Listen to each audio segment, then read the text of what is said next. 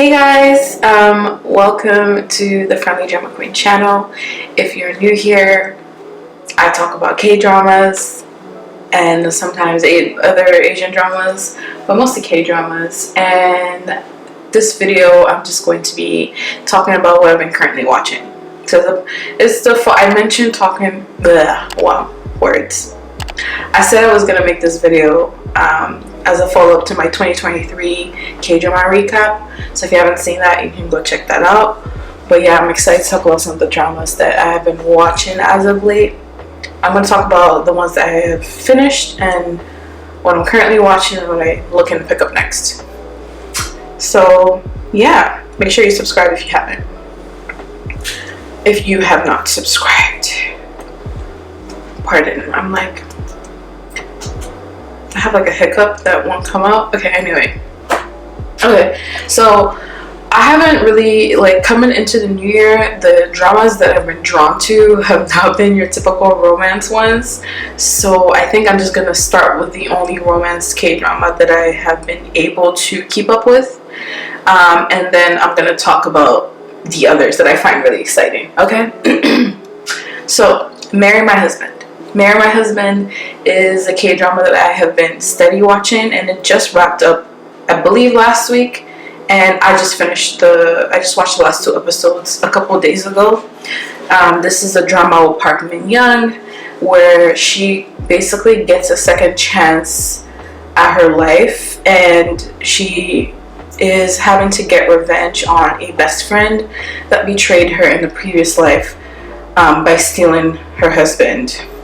So in this life, she's trying to get the best friend to marry the husband that she had in the past life so that she can get her bad fate, because she believed that her marrying the asshole in her first life is the reason why everything turned out to be horrible in her life.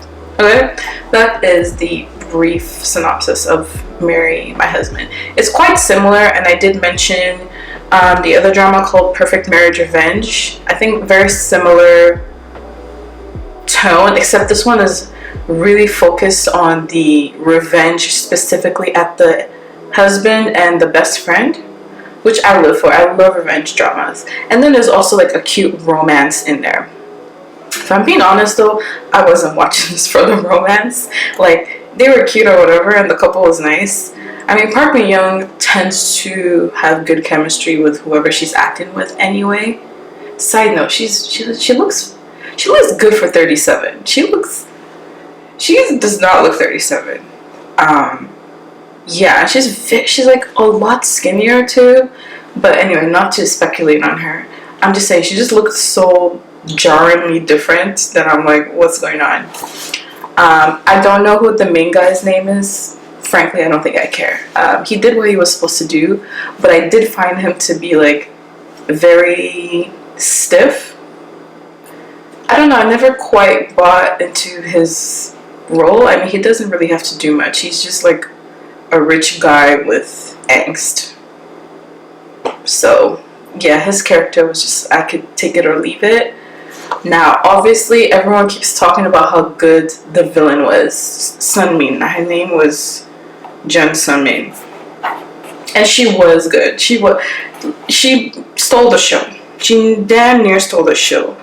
I realized that when the villains get a lot of buzz in a show, it's mostly because they have scenes where they scream a lot, and people tend to like that, because she does have a lot of scenes where she's just throwing a fit and she's screaming. But she looked low-key psycho in this, to the point where at first I thought we were just dealing with a best friend quote unquote best friend, because she obviously didn't like her because of the way she was doing things behind her back. But it was to the point where I was like, is there something else I'm missing? Is there some sort of secret? And then turns out in the show there was a little bit of secret. But when that got revealed, I was like, this girl's doing all of this, and the reasoning and the connection is still quite flimsy. I think she was just a bad person, because I really thought when they would reveal the connection, I would feel for her. I would feel for the girl and be like, oh yeah, I get why she was psycho and all. But no, no, even with the revelation, I'm like, she's just straight up weird and crazy. And I think I have finished the show, by the way, so I'm gonna try and not give spoilers, but I did think it had an appropriate ending.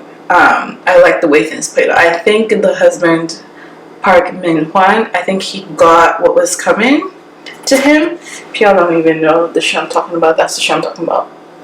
Marry My Husband.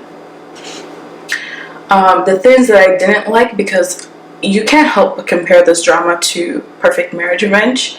You just can't help but to do so because they're just too similar. And Perfect Marriage Revenge was 12 episodes, and this Marry My Husband was 16 episodes. As far as pacing goes, Perfect Marriage Revenge is just better at that. Like, things were happening with every episode that didn't feel like a filler. There was no dull moments. I did also find the female lead in Perfect Marriage Revenge to be a little bit more focused and like kind of hardcore about how she went to go about her revenge. Very little, and maybe that's the difference. Maybe that's the difference, because I think maybe people can relate to the character in Marry My Husband being very weak initially, and not just like starting over and all of a sudden being powerful. Like, she was still the same personality, but learning to grow in a backbone. So I think people liked to see that. But still, I do think the pacing, like, there were definitely episodes that I thought was kind of filler like. The angst section when they broke up, I was just like, I'm not even understanding why this breakup is happening right now. I'm gonna be real with you. When the fiance, like the evil fiance, came up, I think that's played by Boa. She's getting a lot of flack online for that. I didn't necessarily think anything of her role. I just thought, I mean, do we need another villain? I'm like, did we really need another villain? Her character seemed very unnecessary to me, but whatever. She was there. She served her purpose. So I can't hate on it too much. But I could have done without her character, and I feel like this drama could have been wrapped up in 12 episodes as well. But alas, it didn't. Overall, though, still a good watch. I don't think it's rewatchable for me. If I were going to rewatch a drama, it would be The Perfect Marriage Revenge, just because that's just faster. It gets to the point faster. I mean, this one, the revenge was good, but the villains were kind of cool. The villains were kind of cool in Marry My Husband. I mean, they were awful. They sucked. But also they weren't, like, completely stupid. So maybe except for Boa, though, her character was a little cool in the head. So my overview of Marry My Husband is that overall I liked it. I liked it. I think it's maybe like a 7.5 out of 10 for me, only because it got a bit draggy, and I really felt like the romance wasn't like as cute. Like, it could have been cuter. Maybe it was just the casting of the male lead that threw that off. So yeah, let me know what you think, if you've seen Marry My Husband, if you like it, how it compares to Perfect Marriage Revenge, if you've also seen that one. So that's it for the romance. Now let me talk about some of the dramas I've been watching that are, I'm going to categorize them thriller, action, cool. So the first one that got my attention is, I'm going to start in order of recent to least recent. On Disney Plus is a drama called A Shop for Killers. A Shop for Killers. It has Lee Dong-wook and, girl, I don't actually know what this actress has been in, but it's called A Shop for Killers. I stumbled on it kind of on the whim, ended up binging it. It is 8 episodes, and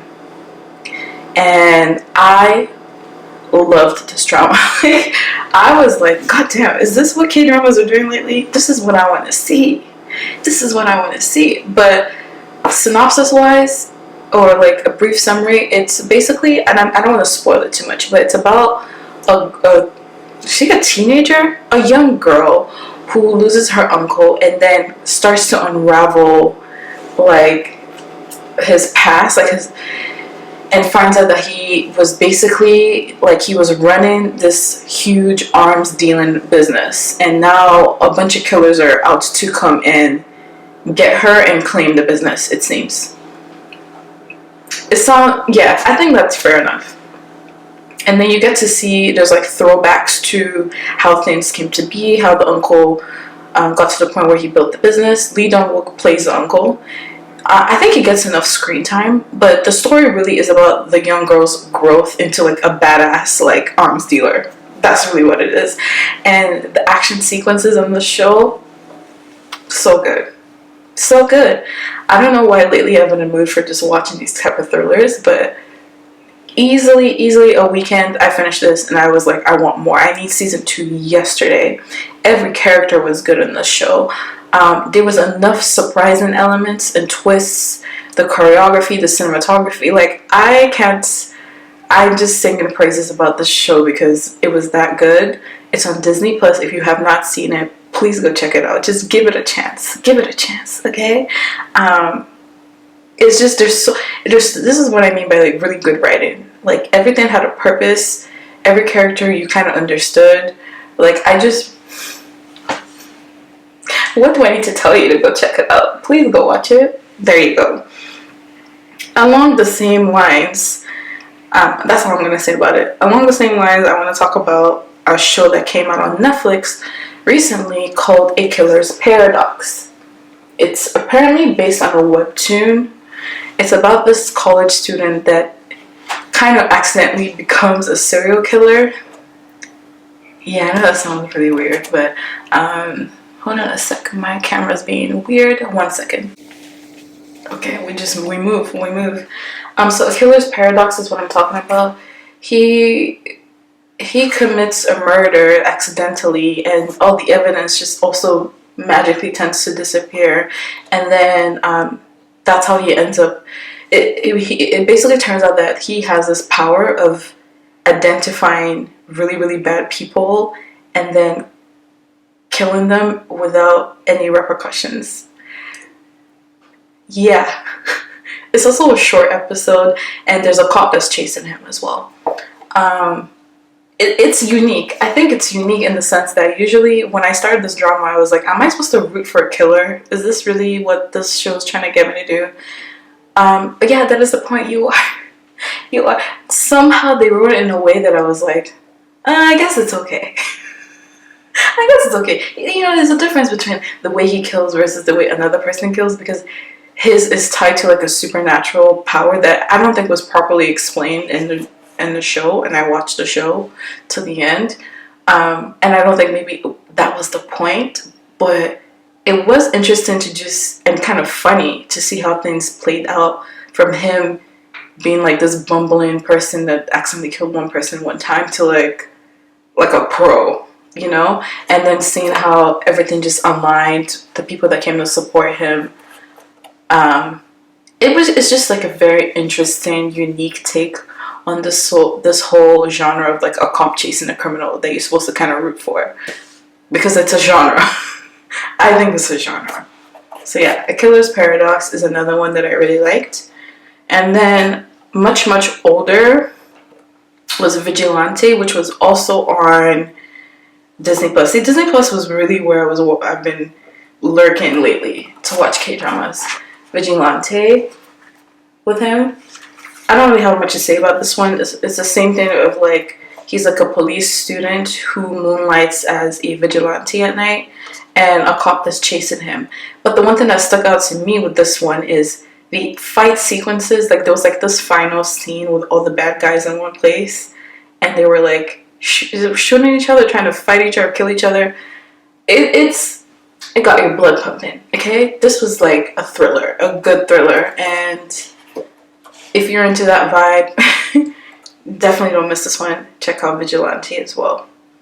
Okay, and then I ended up watching, and I didn't finish this show, but it's called Maestra String of Truth. That's also on Disney Plus. It's really hard to explain what this one is about, but a woman who comes back to lead a classical music group. I don't know what you call them, a concerto?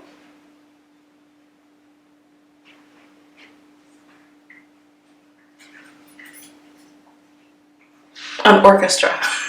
My brain froze for a second there. But she comes back to lead an orchestra and a dying orchestra to revive it. And then things just start to unravel from there. I can't get into great detail about it. I only bring it up because I think I'm reminded now that I didn't finish it and I need to go back and finish it. But it has, what is her name? Let me find her name. She's a really, really good actress. Lee Young-gai. So, this is her. Yeah. I remember liking the first couple of episodes, so I'm gonna have to go back and finish it. Or unless someone has seen it and you can tell me if it's worth going back to, because I was kind of on the fence. It was getting kind of melodramatic for a second there, and I just needed a break from that. So, yeah. Alright, so that's the stuff that I've been watching lately, and now that all of them, so the ones I just talked about, all wrapped up. So, the ones that I want to pick up now and keep at it is Dr. Slump, because that has Park Shin-hye and Park Hyung-sik, and it's given maybe like a slow burn friends to lovers vibe. So my only hesitancy is that I think it's based in the medical field, and I'm kind of avoiding medical dramas right now. I'm kind of doing that, but I've been hearing a lot of good things about it. So, and I do love a good friends to lovers drama, especially if it's like properly paced. So I think, yeah, I'll be picking that one up.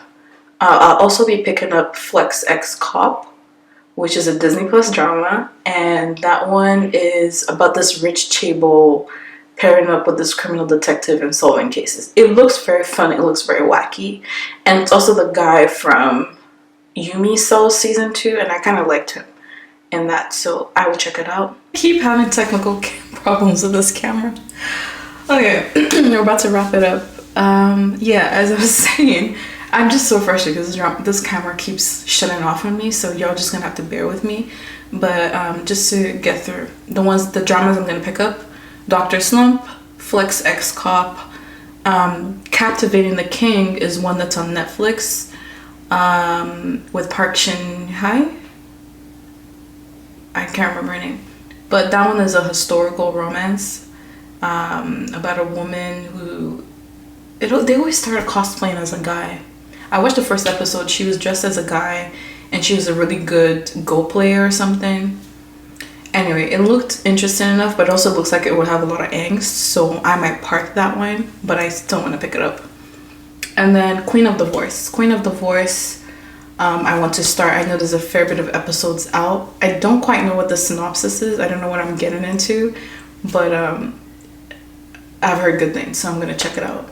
So yeah, let me know what you guys are watching. What was your favorite drama so far this year, like that you've started? And if you've seen any of the Disney Plus K-dramas I just listed, because I think Disney Plus is really putting their foot to work this year. Like, maybe it's based on the feedback of Move-In and how successful, I think that was a successful drama for them. So now they're just like, they know what direction to go in. But yeah, I've been really, really liking the K-dramas that have been on Disney Plus lately. Anyway, that is all. I'd love to hear from you guys. Let me know what you guys are watching, and I'll chat with you in the comments. But yeah, I'm gonna go now. Have a good day, a good week, and catch you in another video. Bye!